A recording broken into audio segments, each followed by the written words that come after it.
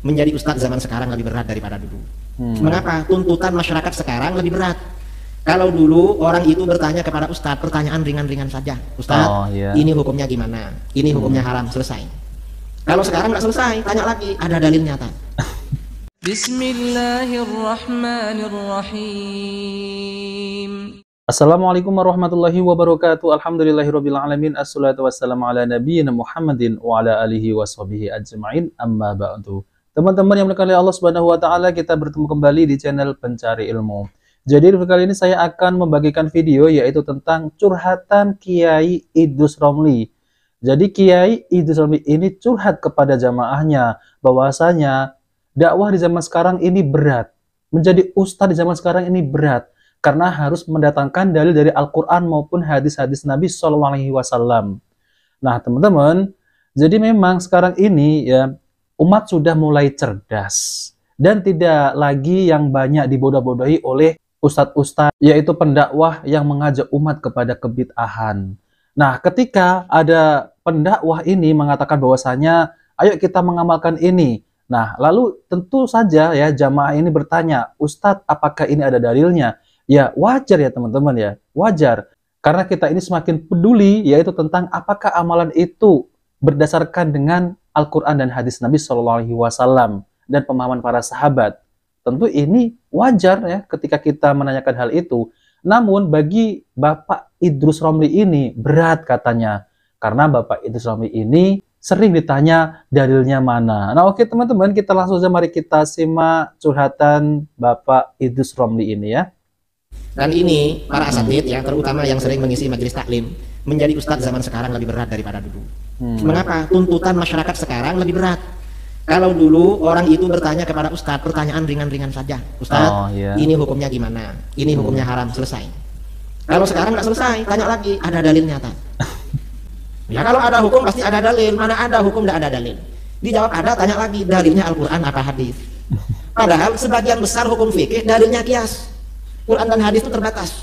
Kita ini dituntut untuk mengeluarkan dari Quran hadis terus. Jadi Quran dan hadis itu terbatas ya teman-teman ya. Oke ya, ini kata Bapak Kiai Idrus Romli. Nanti kalau dijawab Al-Quran tanya lagi, itu surah apa, ayat berapa? Waduh, iya.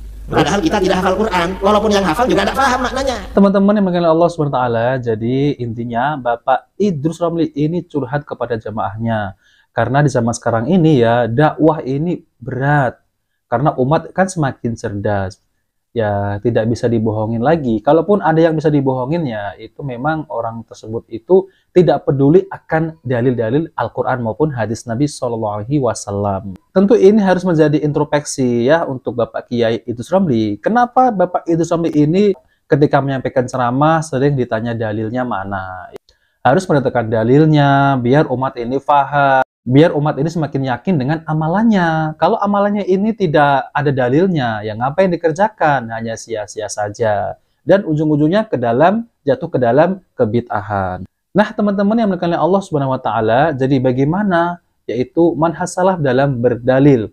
Ya, metode manhaj salaf dalam berdalil. Apakah sama dengan metodenya Ahlul Bid'ah? Nah oke teman-teman, dalam video ini saya akan tampilkan video dari Ustadz Dr. Firanda Andilja MA, Hafidhullah Ta'ala, yaitu tentang manhaj salaf dalam berdalil. Oke teman-teman, mari kita simak videonya. Baik, pembahasan yang pertama yang akan kita bahas adalah tentang manhaj ahli sunnah fil istidlal. Tentang bagaimana ahli sunnah dalam berdalil. Dalam berdalil. Ahli sunnah wal jamaah secara global, mereka menjadikan sumber pendalilan mereka kepada Al-Quran dan Sunnah dan Ijma'. Al-Quran dan Sunnah dan Ijma'. Kemudian namanya qiyas. Qiyas ada khilaf di kalangan para ahlu sunnah. Jumhur ahlu sunnah mengatakan qiyas juga bisa dijadikan dalil jika memenuhi persyaratan. Dan pendalilan mereka dengan 3 atau 4 hal ini, Al-Quran dan Sunnah dan Ijma' serta qiyas, ya bisa terfokuskan pada 3 perkara ya. Pertama, bagaimana pengagungan ahlu sunnah terhadap dalil-dalil syar'i, nusus syar'iyah, mereka benar-benar mengagungkan dalil syar'i. Yang kedua, mereka hanya berdalil dengan hadis-hadis yang sahih. Dan yang ketiga, mereka benar dalam memahami dalil-dalil tersebut, yaitu mengagungi atau mengagungkan nas-nas syar'i. Syar'i. Yang kedua, tidak berdalil kecuali dengan hadis-hadis yang sahih. Selain Al-Quran, kemudian hadis yang sahih. Yang ketiga, memahami nas-nas tersebut dengan pemahaman yang benar. Inilah kesimpulan dari manhajus salaf. Ya. Berdalil dengan Al-Quran dan Sunnah dengan pemahaman para salaf. Baik. Adapun mengagungkan dalil-dalil baik dari Al-Quran maupun Sunnah, ya maka telah diisyaratkan dalam banyak ayat. Di antaranya Allah berfirman, ya, "Dzalika wa may yu'azzim hurumatillah fa huwa khairun lahu 'inda rabbih." Dan demikian itu barang siapa yang mengagungkan hurumat, yaitu perkara-perkara ya syariat Allah Subhanahu wa taala, maka itu lebih baik baginya di sisi Rabb-nya. Kemudian juga Allah berfirman, "Dzalika wa may yu'azzim sya'airallah fa innaha min taqwal qulub." Dan demikian itu barang siapa yang mengagungkan syiar-syiar Allah, di antaranya ayat-ayat Allah, di antaranya sabda-sabda Nabi, ya, maka itu merupakan bentuk ketakwaan kepada Allah Subhanahu wa taala. Allah juga firman, "Innama kana qaulal mu'minina idza du'u ila Allahi wa rasulihi liyahkuma bainahum an yaqulu sami'na wa ata'na wa ulaika humul muflihun." Dan hanyalah perkataan orang-orang beriman jika mereka disuruh kepada Allah dan Rasul-Nya, ya, agar menghukum di antara mereka, maka mereka berkata sami'na wa ata'na, kami dengar dan kami taat. Kalau sudah datang ayat Allah, sudah datang hadis Nabi SAW, tidak ada pilihan lain. Mereka hanya berkata sami'na wa ata'na, kami dengar dan kami taat. Wa ulaika humul muflihun, dan mereka itulah orang-orang yang jaya, yang beruntung.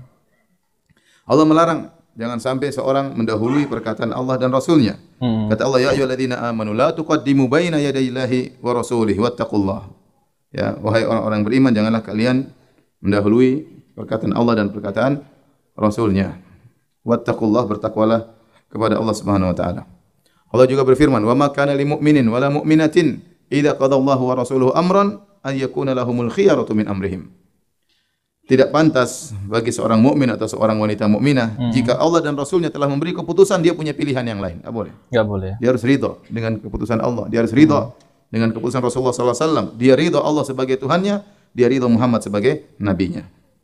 Sebagai bukti dia ridha Allah sebagai Tuhannya, Muhammad sebagai nabinya, dia berkata, "Raditu billahi rabba wa bil islami dina wa Muhammadin nabiyyan wa rasulan." Aku ridha Allah sebagai Rabbku, aku ridha Islam sebagai agamaku, aku ridha Muhammad sebagai nabiku. Artinya aku ridha kalau ada keputusan mereka, aku akan tunduk kepada keputusan tersebut, tidak ada pilihan lain bagiku. Bahkan Allah tegaskan, "Fala wa rabbika la yu'minun." Demi Rabbmu. Demi Rabbmu, kata Allah Subhanahu wa taala. Hadirin hadirat yang dirahmati Allah Subhanahu wa taala, bahkan Allah bersumpah dengan dirinya sendiri. Kata Allah, "Fala wa rabbika." Demi Rabbmu wahai Muhammad, la yu'minun, mereka tidaklah beriman, hatta yuhaqqimuka fi ma syajara bainahum, sampai mereka menjadikan engkau hakim di antara perkara yang mereka perselisikan. Tsumma la yajidu fi anfusihim harajan mimma qadait wa yusallimu taslima. Bukan cuma itu, mereka menjadikan engkau hakim, kemudian mereka tidak mendapati dalam diri mereka ya rasa tidak puas, rasa mengganjal sama sekali, tidak ada. Wa yusallimu taslima, dan mereka terima dengan pasrah keputusanmu. Ini tanda seorang beriman kepada Allah dan tanda beriman kepada Rasulullah sallallahu alaihi wasallam. Nah, teman-teman yang dimuliakan Allah Subhanahu wa taala, jadi itulah ya penjelasan dari Ustaz Dr. Firanda Andirja MA hafizallahu, yaitu tentang terkait masalah yaitu manhaj salaf dan ahlul bid'ah dalam berdalil. Tentu ya teman-teman ya, manhaj salaf kalau berdalil itu sesuai dengan Al-Qur'an dan hadis-hadis Nabi sallallahu alaihi wasallam yang sahih ya. Tentu ini sesuai dengan pemahaman para sahabat ya. Nah, berbeda dengan ahlul bid'ah ini ya, mereka ini ya kalau berdalil ini dalilnya ini tidak kuat. Ada hadis dhaif dipakai, bahkan ada juga hadis palsu, hadis mimpi juga dipakai. Nah, perbedaannya di situ ya teman-teman.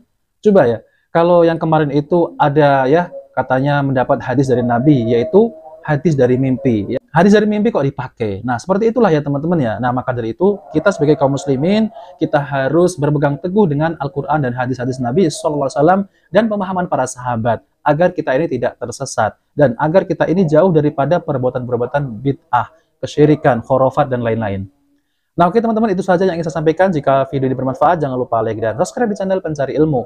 Wabillahi taufiq wal hidayah. Wassalamualaikum warahmatullahi wabarakatuh.